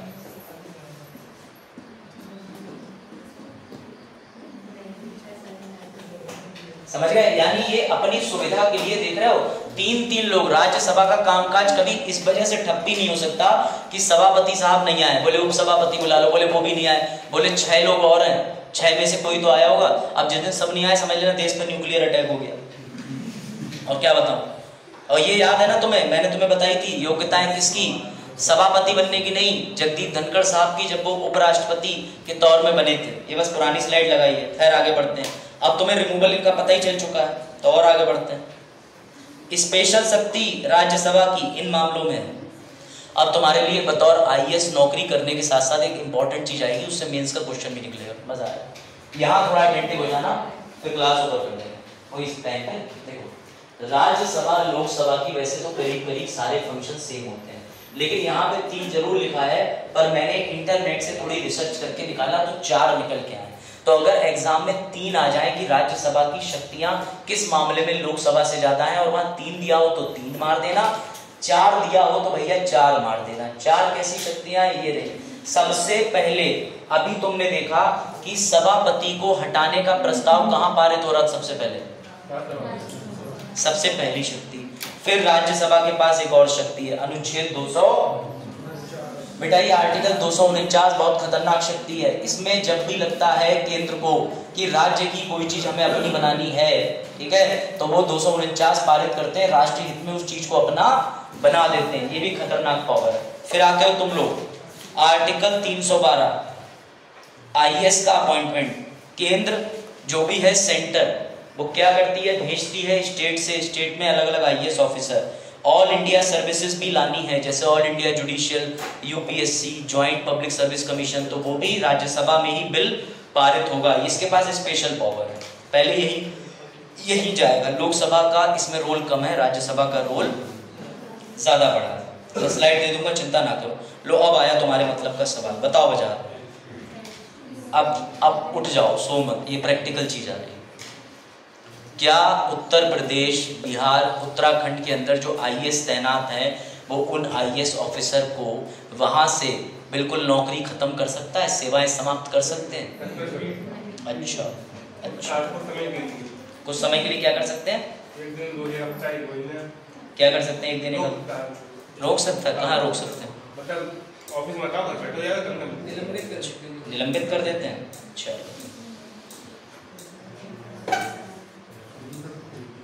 आई थिंक स्लाइड इसमें छोड़ दें, पता नहीं कुछ तो हुआ है, आधी स्लाइड इसमें आधी इसमें, लेकिन चलो ठीक है, पढ़ के तो रहेंगे ही रहेंगे। जस्ट आ मिनट, एक केस स्टडी मैंने ऐड करी थी, वो मुझे तुम्हें दिखानी थी, लेकिन मुझे लग रहा है केस स्टडी ज़्यादा ही ऐड हो गई।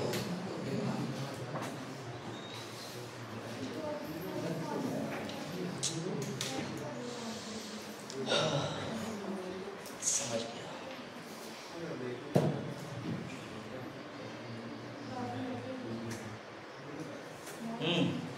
क्या कह रहे हो तुम लोग? हैं मर्जिंग ऑफ पीडीएफ, चलो छोड़ो, इसमें नहीं। फिलहाल मैं एक केस लाया था निकाल करके इवैल्यूएशन का, ये वाला तो छोड़ दो, ये तो हम कवर कर चुके हैं। अब लगता है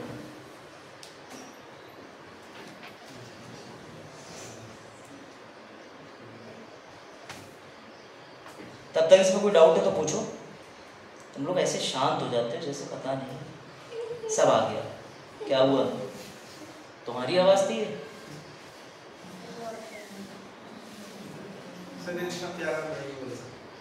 चलो, ये कोरम में घंटी वाला तुम्हें बताया था ना, वो ये रही स्लाइड। खैर छोड़ो, क्या ही करना है इसका। कहाँ चला गया 360 डिग्री इवैल्यूएशन प्रोग्राम?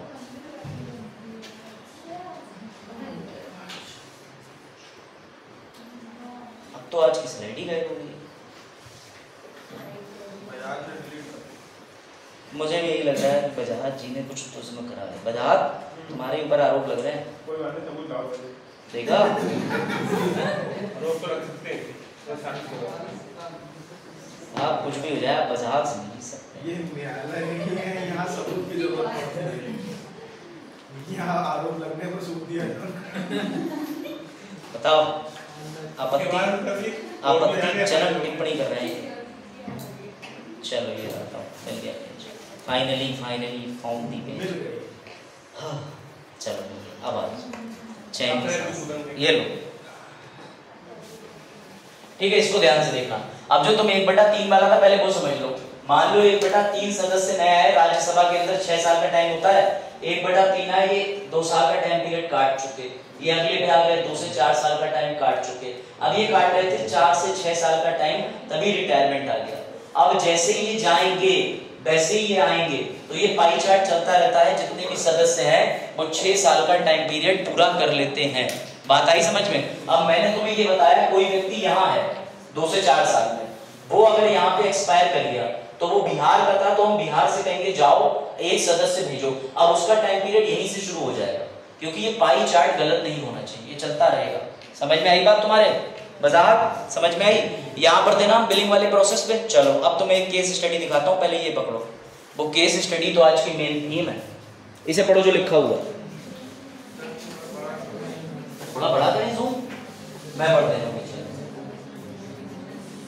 सवाल ये है, बाजार मैंने तुमसे मना करा है मत छुओ, इतनी मुश्किल से स्लाइड मिली, कुछ भी हो गया समझ लेना। ताजमहल की क्या हुआ था मजदूरों के साथ? अभी तो साक्ष्य नहीं मिले, साक्ष्य नहीं मिले तो तुम्हारे भी नहीं मिलेंगे। देखो ये तो अच्छी बात है, लेकिन वो तो मिला कि क्या हुआ था। चलो देखो, हाँ एक घंटे बोले कभी वजाहत थे, उन्होंने हुजूर अभिषेक मिश्रा के कवायद में जो है एक क्या कहते हैं एक शेर दर्ज किया था, वो पढ़ा जैसे वो गायब हो गया। खैर छोड़ो, देखो ले लो भैया फोटो यही है जी।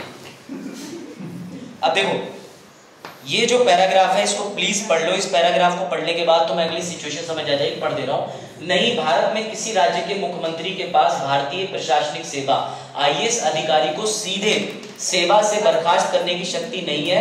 भारत के राष्ट्रपति के पास आईएएस अधिकारियों के मामले की समीक्षा के बाद उन्हें बर्खास्त करने की शक्ति, ये लाइन पढ़ना, भारत के राष्ट्रपति के पास शक्ति जरूर है, लेकिन कब?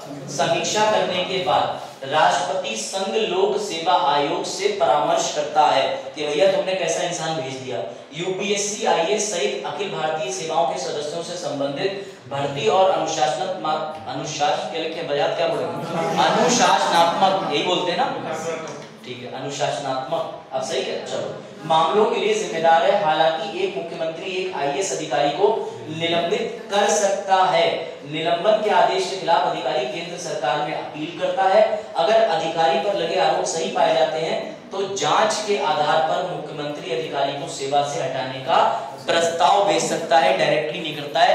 मुबारक हो, ऐसी घटना हम देखने जा रहे हैं। ये पढ़ो, इससे तुम्हें मैं दिखाता हूं अखबार से कैसे मेंस का क्वेश्चन सीधे बनता है और अखबार से कैसे क्वेश्चन उठाते हैं, ये मैं तो बता रहा हूं। ये जो न्यूज है ये 8 अप्रैल 2023 की है और ये न्यूज निकली थी कि मद्रास हाई कोर्ट ने वैलिड मांगा केंद्र के 360 डिग्री अप्रेजल सिस्टम को, जो आईएएस ऑफिसर्स की रिपोर्ट करता है, मूल्यांकन करता है। समझे? बाजार देखो ध्यान से, घटना है एक जगह की, तो मैं दिखाता हूं कहां की। सबसे पहले ये समझो, अखबार में जैसे ये सिस्टम लिखा हुआ निकला 360 डिग्री अप्रेजल, वैसे तुम्हें दिमाग लगाना है, ये गवर्नेंस का भाग है। गवर्नेंस जीएस पेपर 2 का भाग है। जीएस पेपर 2 मतलब मेरा पेपर, पॉलिटी, गवर्नेंस, यही सब, आईआर, इस तरीके से। तो इस पे जैसे ही ये टॉपिक निकला बेटा, वैसे ही बड़ी बड़ी कोचिंग या कोई भी होते हैं वो ये देखो इस पे क्वेश्चन बना देते हैं। 10 अप्रैल 2023 को उस पे क्वेश्चन बना दिया कि 360 डिग्री अप्रेजल सिस्टम क्या है। अब ये जो पैराग्राफ अंडरलाइन करके मैं लाया हूं, सेम पैराग्राफ अखबार का है, 1 इंच भी, एक अल्फाबेट भी इधर उधर नहीं होगा। इसके बारे में मैं बात कर रहा था, एसीआर। किसी को ये पता है ये एसीआर क्या होता है? किसी को पता है? चलो मैं तो बताता हूं। अगर तुम्हारा बतौर आईएएस कहीं पोस्टिंग हुई, बतौर तुम्हारी डीएसडब्ल्यू सर कहीं पोस्टिंग हुई, बतौर तुम्हारी कोई भी गेजेटेड ऑफिसर सहित पोस्टिंग हुई, तुम्हारे विभाग में तुम्हारे जाने के बाद गोपनीय तरीके से एक रिपोर्ट मांगी जाएगी। उसे प्रविष्टि सूची, पता नहीं जो भी कहते हैं हिंदी में, लेकिन उसे ये कहते हैं अधिकारी कॉन्फिडेंशियल भैया गोपनीय रिपोर्ट। इसमें तुम्हारे कर्मचारी, तुम्हारे जितने भी साथ सहपाठियों ने काम करा है ना, वो इसमें लिखेंगे कि व्यवहार अच्छा था, व्यवहार खराब था, ये काम पेंडिंग डाल गए, इस तरीके के काम ज्यादा करते थे, ये अच्छा था। और अगर ये रिपोर्ट जो कि आगे जाती है तो समझ लो तुम्हारे ट्रांसफर, तुम्हारे प्रमोशन और कई चीजों पर रोक लग जाती है। तो याद रखना, ये 360 डिग्री जो मद्रास हाई कोर्ट ने इसको वैलिड करार दिया है, ये एसीआर रिपोर्ट की तर्ज पे काम करता है। एसीआर 2015 में अप्रैल में लागू किया गया था और मद्रास हाई कोर्ट ने कहा कि बिल्कुल ठीक है ये जो 360 डिग्री अनुपालन है। पर सर इससे फायदा क्या होता है? इससे फायदा ये होता है ऐसे भ्रष्ट ऑफिसर निकाले जाते हैं। छठी बार आईएएस ऑफिसर साहब को पकड़ा गया ग्राफ्ट केस में, पूरा केस लिखा हुआ है, समझ गए? बैच, नाम, सब कुछ उनका मेंशन है, कौन से बैच के थे, क्या क्या थे, किस किस चीज में थे और उन्होंने क्या क्या भ्रष्टाचार किया। अब ये जो सिस्टम होते हैं ना, इस सिस्टम के तहत 360 डिग्री ये सब रिपोर्ट होते हैं, इसके तहत इनको निकाला जाता है, ढूंढा जाता है, पता चल जाती है बहुत सी बातें हैं, लेकिन इनको निकालने का प्रावधान राज्य के हाथ में नहीं है। ये चीज मैं तुम्हें पढ़वाना चाहता हूँ, समझो। ये वाली चीज पढ़ो जो येलो कलर से अंडरलाइन पढ़ो।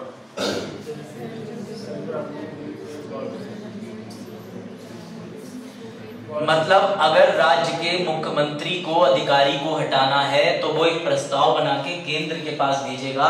केंद्र के पास में केंद्र के पास में जब वो जाएगा तो राष्ट्रपति उस मामले की देखेंगे, उसके बाद वो यूपीएससी आयोग से बात करेंगे, बात करने के बाद इंक्वायरी कमेटी बनेगी, कमेटी अपनी रिपोर्ट देगी, वो रिपोर्ट राष्ट्रपति के पास जाएगी, राष्ट्रपति देखेंगे कि अब मुझे इस आईएएस ऑफिसर को कुछ करना है, तब जाके सीएम के प्रपोजल पे वो व्यक्ति हटेगा। यानी डायरेक्टली सीएम साहब ऑर्डर नहीं दे सकते कि इसको हटा दो, डिसमिस कर दो, नहीं। उसकी नौकरी के निलंबन को, स्थगन को दे सकते हैं कि भैया तुम मत आना काम, कल से जाओ, घर बैठो, तुम्हारे खिलाफ जांच करा रहे हैं, इंक्वायरी कराए, केंद्र के पास लिख के दे रहे हैं, अगर सब चीजें सही पाई गई और तुम अच्छे आदमी थे तो तुम वापस आओगे, नहीं पाए गए तो तुम्हें केंद्र खुद निकालेगा। लेकिन स्टेट के मुख्यमंत्री साहब नहीं निकाल सकते। ये घटना उड़ीसा की थी। सर अवमानना करने पर? अवमानना करने पर मतलब कोर्ट की अवमानना कर देते हैं। अगर कोर्ट की अवमानना कर रहे हैं वो अलग मैटर हो जाता है। जैसे मान लो हाई कोर्ट ने नोटिस दिया, नहीं आए ऑफिसर साहब, तब भी उसके पास पावर होती है, लेकिन वो भी फर्दर कमेटी बनती है, ऐसे निकाल नहीं सकते, परेशान करते हैं। क्योंकि सर मतलब जो एसडीएम वगैरह है या डीएम वगैरह है, क्या किसी भी राजनेता या गवर्नर को समन जारी कर सकते हैं? किसी भी राजनेता, किसी को भी सर अपने यहाँ के एक एसडीएम उन्होंने आनंदीबेन पटेल पर समन जारी किया नहीं, अगर उन्होंने समन जारी करा है तो उसके पीछे ये जरूर देखना है कि प्रोसीजर क्या उन्होंने लगाया, किस चीज का, किस सेक्शन का यूज करा। लेकिन ये आनंदीबेन पटेल जो मतलब न्यूज में था कि उन्होंने ऊपर पैनल से शिकायत की है तो उसको एसडीएम को सस्पेंड कर दिया। उसने अपनी पावर का, या तो उससे कोई चूक हुई है या उससे रूल क्लियर नहीं था, जमीनी कोई विवाद था। और सिविल मैटर्स में तो वैसे भी तुम डायरेक्टली उनको नोटिस इशू करवाओगे, वो भी तुम नहीं करते, वो भी उनको सभा करती है, लोकसभा राज्यसभा, वहां प्रोसीजर चलता है। आपको कोई समन भी भेजना, डायरेक्टली सर्व नहीं कर सकते। खैर वो इशू पढ़ने के बाद ही कमेंट करूंगा मैं, अभी तुम इसका उत्तर दो। हाँ, क्या उत्तर है इसका?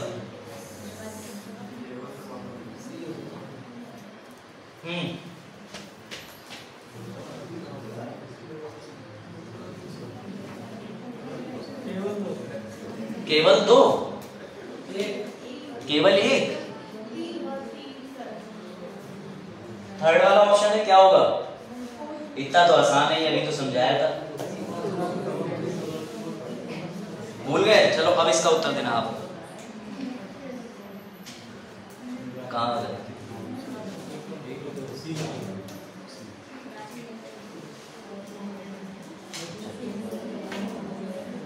ठीक है,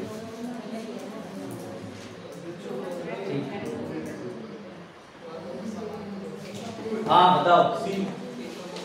अब देख लिया तुमने इसका ऑप्शन, ये लो, ये क्वेश्चन दोबारा देखो। इसमें देखो निर्वाचित दो ही हैं, सभापति और उपसभापति, बाकी को भैया नामांकित वाले हैं। इसीलिए मैंने कहा क्वेश्चन जब मैं पढ़ा रहा था, क्वेश्चन कराना मजबूरी, नीड है, क्योंकि तुम्हारे माइंड से चीजें स्लिप हो जाती है लेकिन क्वेश्चन बन के याद रहती है। चलो ये वाला प्रश्न तो हम कर चुके, इलेक्शन वाला भाग भी हमने देख लिया था। अब आगे बढ़ते हैं इससे। आई थिंक राज्यसभा में कुछ खास इंपॉर्टेंट चीजें नहीं रह गई। गणपूर्ति के समय पे ये तो मैं रिंग दिखाना चाह रहा था, जो शायद उस वाले में नहीं थी, उसमें मैंने ध्यान नहीं दिया। ठीक है, ये वाला भी हो गया, ये भी क्वेश्चन हो गया, रिमूवल हो गया। ये लोग अध्यक्ष को हटाने, आर्टिकल देख लेना, याद रखना कि अगर उपसभापति को हटाना है और सभापति को हटाना है तो उसके लिए उन्हें 14 दिन का नोटिस राज्यसभा में भी देना पड़ेगा, 14 दिन का नोटिस लोकसभा में भी देना होगा। जिनको समझ नहीं आ रहा मैं क्या बात कर रहा हूं, मैं इसकी बात कर रहा हूं। अगर कभी सभापति राज्यसभा के हटाओगे, सबसे पहले राज्यसभा के अंदर एक प्रस्ताव लेके जाओगे, वो प्रस्ताव पारित कराओगे प्रभावी बहुमत से, इफेक्टिव मेजोरिटी से, लेकिन सबसे पहले तुम्हें 14 दिन का नोटिस देना होगा। यहां से पास हो जाएगा, फिर लोकसभा जाएगा, लोकसभा में साधारण बहुमत, दोनों अलग अलग प्रकार के बहुमत हैं, इस बात से कंफ्यूज मत होना, अलग अलग तरीके के बहुमत हैं। उसके बाद डिप्टी यानी कि उपसभापति को हटाना है तो सिर्फ राज्यसभा, क्योंकि ये राज्यसभा का सदस्य होता है, ये ना तो राज्यसभा का सदस्य होता है ना तो लोकसभा का। यहाँ पे थोड़ा क्विज और पजल जैसी चीज है, लेकिन कंफ्यूज मत होना। अगर ये चार्ट समझ पाओ तो इसको समझ लेना, क्योंकि वाइस प्रेसिडेंट का रिमूवल की तरह से ही चेयरपर्सन को होते हैं, लेकिन ये राज्यसभा के सदस्य हैं तो यहाँ से हटाया, यहाँ से हटाया, हो गया। डिप्टी वालों को सिर्फ एक ही जगह से हटाना है, वो भी राज्यसभा। और नॉमिनेशन वालों की कोई समस्या ही नहीं, जब चाहे तब सिंपल प्रस्ताव पारित करके हटा दो। खैर, इसके बाद में तुम्हारा लोकसभा बचा है, लेकिन ये हम कल कवर करेंगे, क्योंकि इसमें स्पीकर के एक ट्रेजेडी चल रही है। आज तक भारत में डिप्टी स्पीकर का पद जो है वो भरा गया कि नहीं?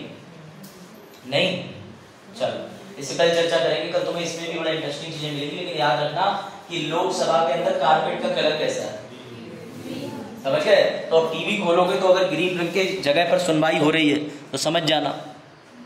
अरे बच्चा बता, इसमें कोई डाउट? अभी पढ़ाई कहाँ, डाउट ना सुन।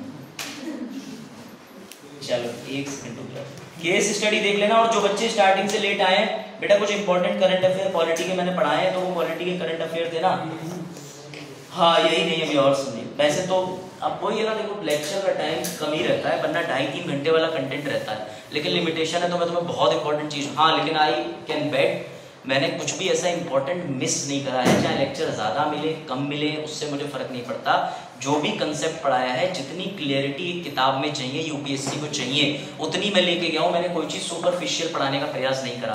1773 से 1947 तक में उतना ही डीप गए हैं जितना किसी भी जगह पर पढ़ाया जाता है। चाहो तो अपने नोट्स चेक कर लेना। इस मामले में तुम्हें मेरी तरफ से हताश नहीं होना पड़ेगा, समझ गए? निकाल भी दिया तुमने, केबल भी निकाल दो।